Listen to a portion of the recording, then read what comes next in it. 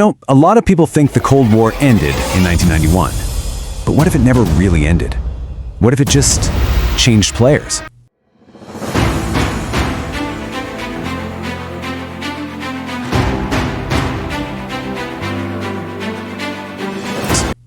An Australian intelligence review put it bluntly not too long ago.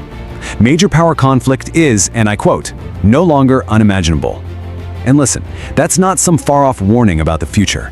That's the world we're living in right now. Today, the United States, China, and Russia are locked in a new, dangerous game. And it's a game that can completely reshape the future of every single country on Earth. This isn't just about politics in faraway places. It's about a conflict that's already here, whether we realize it or not. This is the story of the new Cold War. But before we get into what's happening today, you have to understand something really important. This phrase, New Cold War, well, it isn't actually new. It's kind of like a recurring warning sign, a label we pull out of the drawer whenever the global temperature starts to drop. We have heard this alarm bell ring before. Back in the 70s, it described a fresh wave of US-Soviet friction. In '98, George Kennan himself, the architect of the original containment policy, warned that NATO expansion could trigger it. And then in 2014, the term was absolutely everywhere after Russia's annexation of Crimea. But here's the thing. Each time, it turned out to be a false alarm. Today feels different. The players, the rules of the game, and the stakes themselves have fundamentally changed. So what is it that makes today so different? Well, it starts with a new kind of alliance. An alliance that defines itself not by what it is, but by what it isn't limited by. Just listen to this quote from a joint statement by Putin and Xi Jinping. This is their mission statement. No limits, no forbidden areas. The way they see it, this partnership is superior to the rigid, old-school alliances of the Cold War. It's flexible, it's powerful, and it's designed for one single purpose: to challenge the current world order. And this right here is the fundamental difference. The first Cold War was, in a way, a two-player game. It was fought over ideology between two pretty separate economic systems. This one, it's multipolar. It's being fought over technology and economics. But here's the crazy paradox. Our economies are now so deeply tangled up with each other that a real war could mean mutually assured economic destruction. It makes every single move incredibly complex and dangerously unpredictable.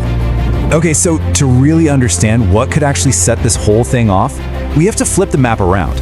We need to try and see the world from Beijing's perspective. What do they see as a direct threat? What are their absolute red lines? So, some fascinating research from the RAND Corporation lays out 4 key tripwires. First, anything that threatens the Communist Party's grip on power. Second, any support for democratic movements in places like Taiwan or Hong Kong. Third, any disruption to their economic lifelines, their access to resources. And fourth, any move that undermines their influence in their own backyard. If you cross one of those lines, you're basically inviting a response. And this is the backdrop for everything we're talking about: a massive US military presence in the Indo-Pacific. From Beijing's point of view, every ship, every plane, every single military exercise is a potential signal of hostile intent, pushing them closer and closer to one of those tripwires. And RAND has actually mapped out exactly how China might respond. Think of it like an escalation ladder. It starts at a level called notable, things like canceling meetings or launching a media campaign. But look how fast it climbs. The next step is elevated. We're talking military exercises. Then it gets severe, harassing military assets. And the final step is maximal. That means high-intensity strikes, invasion, all-out war. It's a ladder they can climb much, much faster than anyone thinks. And of all those tripwires, all those red lines, one stands way above the rest: Taiwan. It's not just an island, it's the trigger. Now, if you think this doesn't affect you, I want you to think again. Because this war isn't just fought with missiles and ships. It's fought with microchips. The ones that are inside your phone, your car, maybe even your refrigerator. It's a war that's already, in a way, sitting in your pocket. So why does Taiwan matter so much to you and me? Because pretty much every piece of advanced technology you own depends on it. The world's most advanced semiconductors, they're made right there. A conflict wouldn't just be a news headline. It would literally halt the production line of modern life as we know it. Sometimes the clearest take doesn't come from some high-level expert, but from a public forum online. This comment just cuts right to the chase. Losing Taiwan would legitimately send us back decades. And honestly, that is not an exaggeration. The shockwave would be absolutely devastating.